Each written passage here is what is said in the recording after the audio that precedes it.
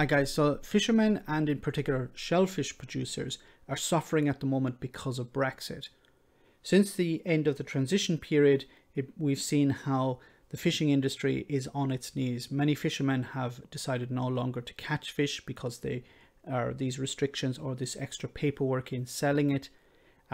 Fishermen are going to the wall, and some of them have said that they're going to lose their homes because everything that they have is tied up in their fishing activity. So you're going to see a report from Sky News. Now this is extremely disappointing because Sky News is parroting a deflection by the UK government.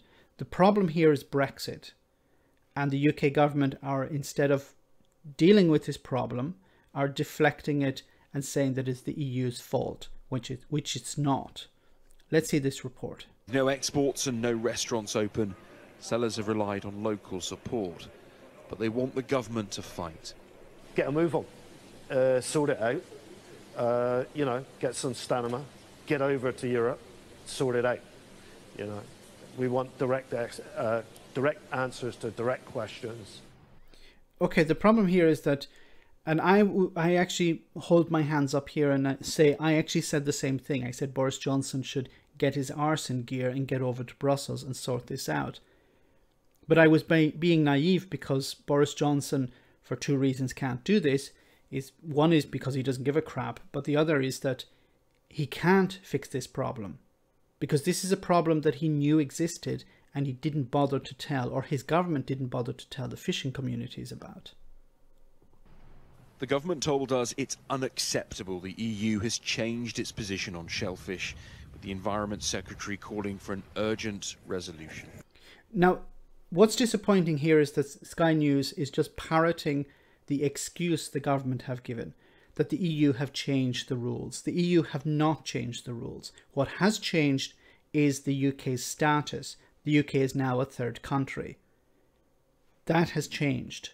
It used to be a member, it used to be a part of the single market and the customs union. Now it's not.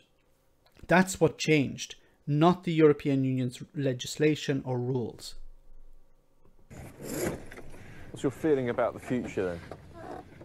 Blake, I retire this year, and that might all be finished, I don't know.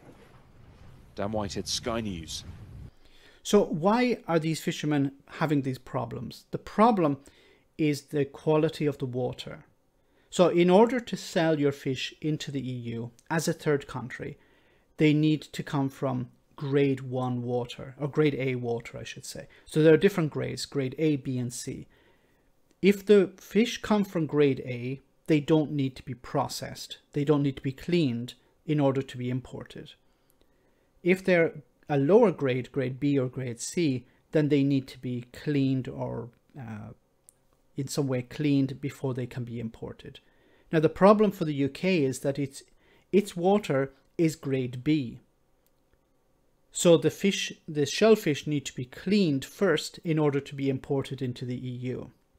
But the problem in the UK is that there aren't enough processing centres, or these processing centres that do exist are not big enough to deal with the quantities of shellfish that need to be cleaned. And it's also quite expensive, an expensive process. So there are two ways out of so this is the consequence of Brexit. This is the consequence of being a third country. This was not the requirement before. So what is the solution here? Well, one solution is to cancel Brexit and join the single market and the customs union, but Brexiteers don't want to do that. So what is the other alternative? The other alternative is to move the UK's water grade from grade B to grade A, or for the shellfish industry to invest in purification plants to clean the shellfish so that it's prepared and it's ready for export into the EU. But at the moment, there doesn't seem to be any talk of this. The only talk is that it's the EU's fault and the Tories don't want to take responsibility for it.